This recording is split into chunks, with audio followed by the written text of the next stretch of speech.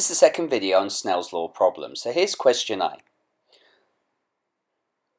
Alright, so we've got a light beam that passes into a plastic prism which has a refractive index of 1.5 from the air at 37 degrees to the normal. So we want to find out what is the angle of refraction. Okay, so first off what we're going to do is draw a diagram. So here we go, we're going to draw our boundary between our two different media and we're going to put a normal at 90 degrees. Okay, so my first media at the top I'm going to put air, and then the light is then going to be passing through into plastic. So here's my incident ray, labelled up my normal, and here's 37 degrees. Here's the refractive ray, which I'm going to call theta r. Okay, so the next thing to do is to put down what we know. Well, we know that the refractive index of air is 1, for plastic it's 1.5, and that the angle of incidence is 37 degrees, and we're trying to find the angle of refraction. So we're going to be using Snell's law. So in this case, n sine theta I for air will equal n sine theta r for plastic. So the sine theta I is going to be, air is going to be 37, so I get 1 times sine 37. 1.5 is the refractive index for plastic, and I've just replaced theta plastic with theta r, so it's all together. So I take the refractive index of plastic over, so I get sine theta r equals 1 over sine 37 divided by 1.5.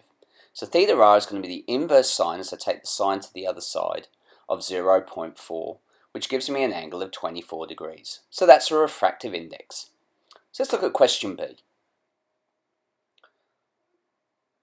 Okay, so question B asks, the light beam then passes through the plastic prism and passes straight into a layer of alcohol.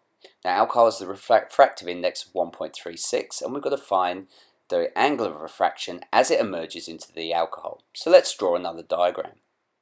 So the diagram you'll find is actually the same as what we had before. All we're doing is changing the media. So it went from air into plastic and then from plastic into alcohol. So I just changed the media with plastic on the top and alcohol on the bottom. I've got my normal placed at 90 degrees, and here's my angle. Now my theta r on one side was 24 degrees. Now I'm going to have exactly the same coming through as it hits the boundary surface between our two medium, and theta r is going to be the angle as it emerges into the alcohol. Okay, so let's put down what we know. Well, we know theta plastic is going to be 24 degrees, so that's what we found earlier. We know that n plastic is 1.5, we know n alcohol is 1.36, and we're finding theta alcohol. So I use Snell's law again, and this time I substitute air for plastic and plastic for alcohol. So I get 1.5 sine 24 equals 1.36 sine theta r. So I take the 1.36 to the other side, so I get 1.5 sine 24 divided by 1.36. So theta r will be sine to the negative 1, 0.45, which gives us an angle of 26.7 degrees, or which I can round up to 27 degrees. Okay, so my final question, question 6, is going to ask the following.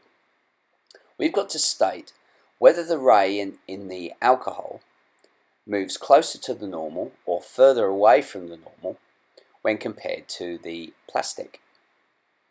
And we need to explain why. So let's have a look. So the angle of refraction for plastic was 24 degrees. So I'll write that in. And then the angle for alcohol we found out is 27 degrees. Okay, so now basically because the alcohol is greater than the plastic, this means it's got to be moving away from the normal.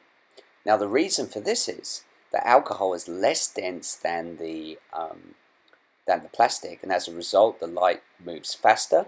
So because it moves faster, it moves away further. So thanks for watching.